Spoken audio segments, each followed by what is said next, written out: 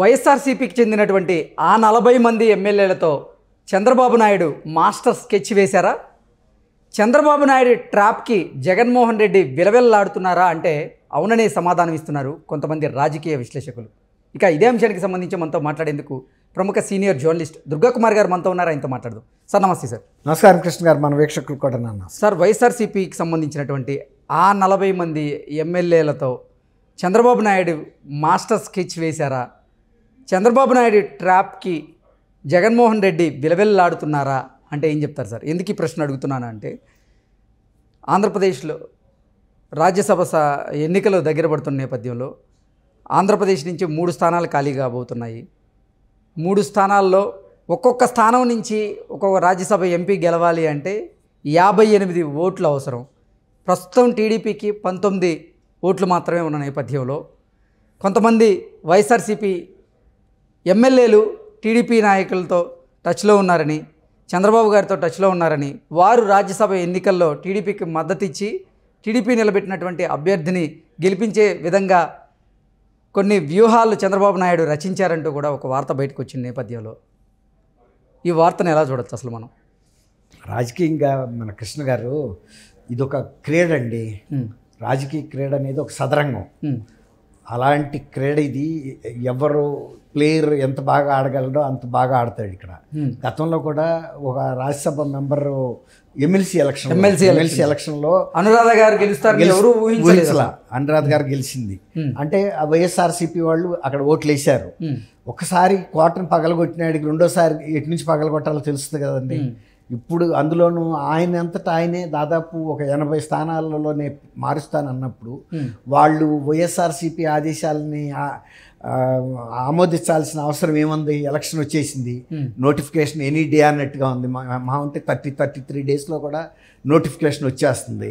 ఇదివరకట్లాగా భయపడాల్సిన అవసరం లేదు. తర్వాత ఇప్పుడు ఏదో నియోజకవర్గాలకి మనకి నిధులు ఇవ్వడేమో జగన్మోహన్ రెడ్డి గారు అన్న బాధ లేదు. 4.5 ఏళ్ల నుంచి ఇచ్చిన నిధులు ఏమన్నాయి కనుక ఈ ఆఖరి నెలలో ఆయన ఇవ్వగలుగుతాడు. అవి ఏమి జరగదు. కాబట్టి ఇవాళ ఒక ధిక్కారం పరిస్థితికి వచ్చినప్పుడు ఇంకా తెగించినాడికి తెడ్డే లింగం అని వాళ్ళు ఎట్టాగే 80 మంది కనుక, మీరు అన్నది ఎంతమంది కావాలి?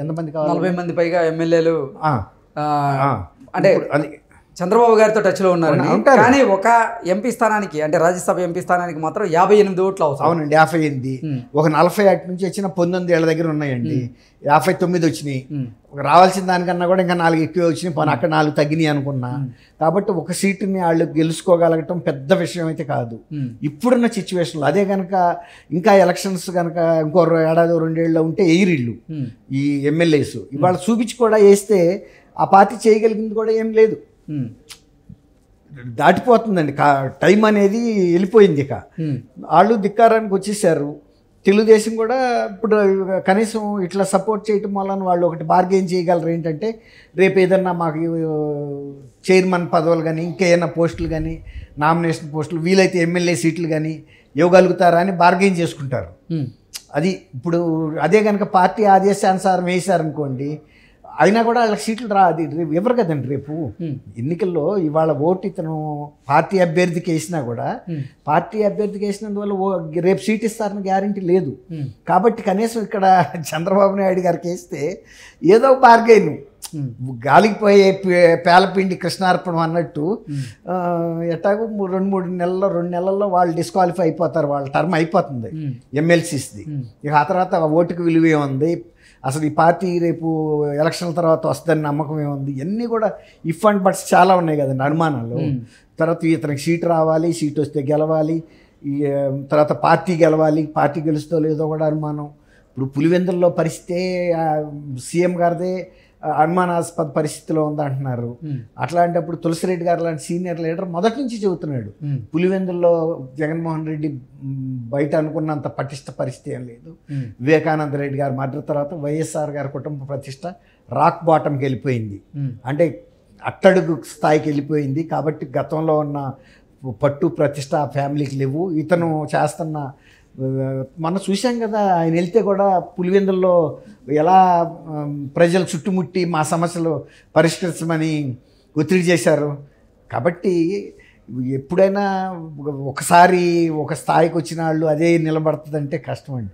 ఇవాళ అంత ఓర్పు నేర్పు ప్రజలకు కూడా లేదు. మొన్న చూసాం కదా తెలంగాణలో కేసీఆర్ గారు లాంటి వ్యక్తిని కూడా మార్పు కోరుకున్నారంటే మరి ఆ రోజుకి మరి కాంగ్రెస్ ఏం పెద్ద పటిష్టమైన పరిస్థితులు లేదు, వాళ్ళ మీద వ్యతిరేకతే పనిచేసింది. ఇక్కడ కూడా అదే జరుగుతుందని అనుకుంటున్నాను నేను, కృష్ణ గారు. ఓకే, అంటే గతంలో ఎమ్మెల్సీ ఎన్నికల్లో జరిగింది, అట్లాంటివి జరుగుతుంది. రాబోయే రాజ్యసభ ఎన్నికల్లో కూడా జరగబోతోందని గ్రహించి జగన్మోహన్ రెడ్డి విలవెల్లాడుతున్నారు.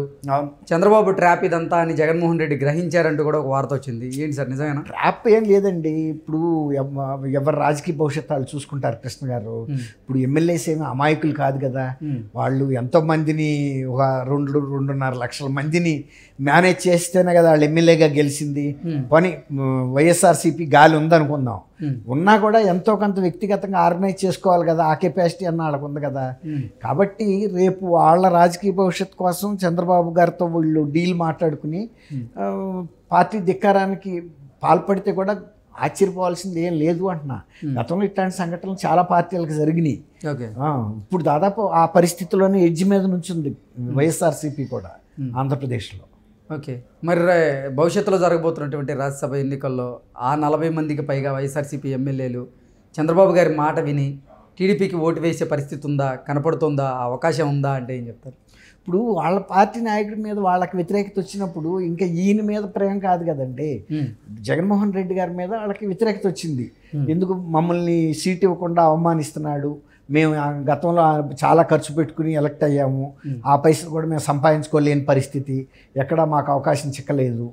కాబట్టి మేము మా రాజకీయ భవిష్యత్తు ఏ పార్టీ అయితే ఏంటండి, ఇవాళ రాజకీయంగా ఎవరికన్నా ఫలానా సిద్ధాంతాలని నమ్ముకుంటామని ఎవరైనా చెప్పగలుగుతారండి? ఏ సందర్భానికి ఆ పార్టీ మారిపోతున్నారు. గతంలో ఎవరన్నా ఒక పార్టీలో కాంగ్రెస్లో ఉంటే చనిపోయారాక ఆ పార్టీలో ఉండేవాళ్ళు. ఇవాళ ఏ ఎలక్షన్కి ఆ ఎలక్షను ఆ పార్టీ గెలుపు ఎంతవరకు అవకాశం ఉంది లేదు చూసుకుంటున్నారు. పార్టీలు కూడా అంతే, అభ్యర్థుల్ని లాయల్గా వీళ్ళు మనకు ఉంటారు నమ్మకంగా అనేది ఏం లేదు. వాడు గెలవలేడంటే మార్చేస్తున్నారు కదా. అట్లాగే వీళ్ళు కూడా పార్టీ గెలవదనుకుంటే వీళ్ళు మారిపోతున్నారు. ఇది వాళ్ళ రోజు జరుగుతున్న క్రీడ ఇది. అంటే చంద్రబాబు గారి రాజకీయ వ్యూహానికి జగన్మోహన్ రెడ్డి భవిష్యత్తులో విలవెల్లాడక తప్పదా? అంటే ఆయన స్వయంకృతం అని ఎందుకు అనుకోరు మీరు? ఆయన ఎవరన్నా రాజకీయాల్లో హత్యలు ఉండవండి, ఆత్మహత్యలే. ఇప్పుడు ఆయన తీసుకుంటున్న నిర్ణయాలు, ఆయన చేసిన పరిపాలనే కదా వ్యతిరేకత తీసుకొచ్చింది. ఇప్పుడు రేపు కూడా ఆయన తీసుకుంటున్న నిర్ణయాలే ఆయన పార్టీకి గెలుపుకైనా ఓటమికైనా ఆయనే కారకుడు అవుతాడు తప్ప ఇంకొకళ్ళు అవజాలరు. తెలుగుదేశం మహా అయితే తన పార్టీని తను పటిష్టం చేసుకుంటుంది. ఆ పటిష్టం అయ్యే క్రమంలో వైఎస్ఆర్సీపీ కూలిపోతే ఎవడేం చేస్తాడు?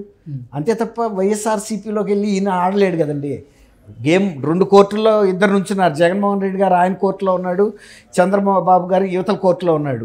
ఈయన కోర్టులో వచ్చిన బంతిని మాత్రమే కొట్టగలడు, కానీ అవతల కోర్టులోకి వెళ్ళి ఈయన ఆడ కదా, ఆడలేకపోతే అది ఆయనకి నష్టం జరుగుతుంది. ఈయనంత ఎఫెక్టివ్గా ఆయన ఆడలేకపోయాడు అనుకోండి, నష్టపడాల్సి వస్తుంది. అది సహజం. Okay, okay sir, thank you so much.